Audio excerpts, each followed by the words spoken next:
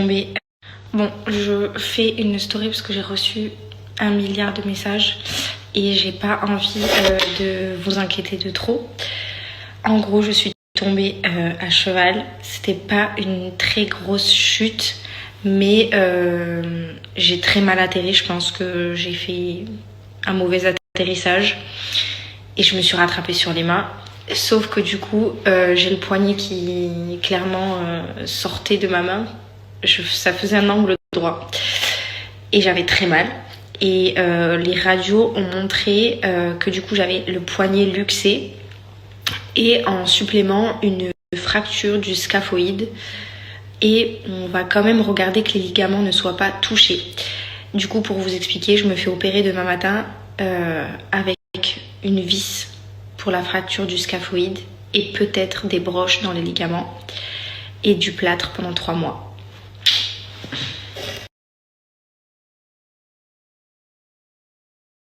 Bon, je suis dégoûtée. J'ai la chirurgienne qui vient de passer dans ma chambre. Donc, je me fais opérer à 15h30.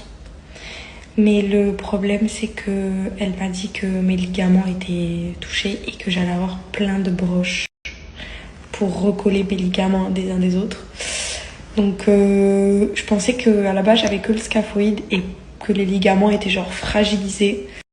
Et en fait, elle m'a dit que là, pour récupérer la mobilité de mes doigts et de ma main, ça allait être très long et très compliqué. Franchement, je vous jure que j'ai fait une mauvaise réception, mais je pensais vraiment pas que ça allait être aussi grave. Quand j'ai vu mon poignet qui sortait de la main, je me suis dit, bon, ça va, ça se reboîte. Enfin, c'est comme un puzzle, le truc, ça se remet tout seul, quoi. Pas du tout. Il y a tout qui est pété dans mon poignet, c'est horrible. Je suis dégoûtée. Mais bon, après, je me dis que j'ai quand même une deuxième main, que ça aurait pu être pire aussi. Je marche.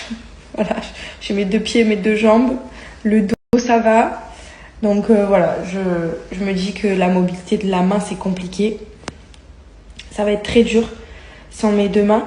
Mais il m'en reste une, quoi. Ce que je disais à Pagache. Et franchement, avec une main, on peut faire beaucoup de choses. Alors oui, c'est compliqué, mais je pense que tu t'y habitues assez vite et que ça va aller, quoi.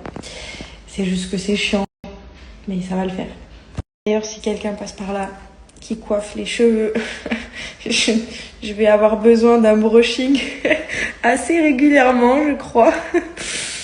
Ouais, là, je peux plus me coiffer les cheveux, je peux plus rien faire. Donc, je pense que je vais prendre un abonnement coiffeur 2 fois par semaine. Shampoing, brushing.